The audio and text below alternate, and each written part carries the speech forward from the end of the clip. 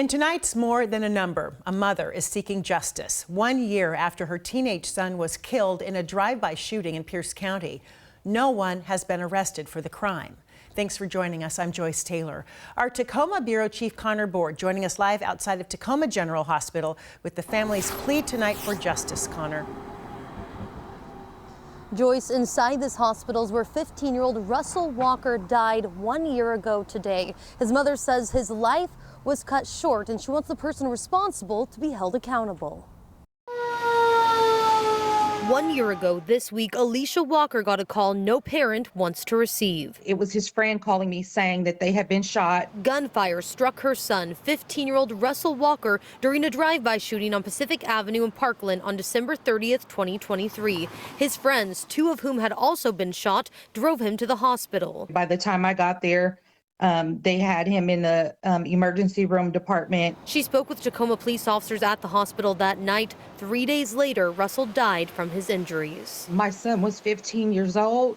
He still had his whole life ahead of him. 1 year later, and no arrests have been made. Alicia says for 3 months following her son's death, she did not know who was investigating the crime. I was being passed around from law enforcement agency to law enforcement agency because I'm reaching out like, hey, what's going on with my son's investigation? And every person I talked to had no idea who my son was. Although Tacoma police were originally investigating, due to jurisdictional issues, the case first went to the Pierce County Sheriff's Department and then to Washington State Patrol on January 3rd. The State Patrol says their investigator left a voicemail for Alicia last January, which Alicia said she never received. They contacted her again after a press conference she held last March to bring attention to her son's death.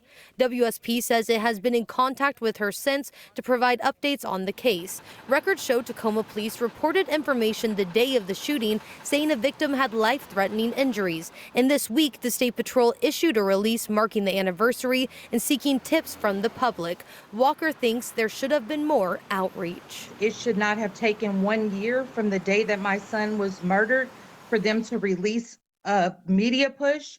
That should have been done the day he was shot, the day he died, and for the whole year of 2024. WSP says they have been actively investigating the case all year. Alicia says she will keep pushing for justice. Please consider if this was their loved one or their family member, and please to contact the Washington State Patrol with any leads.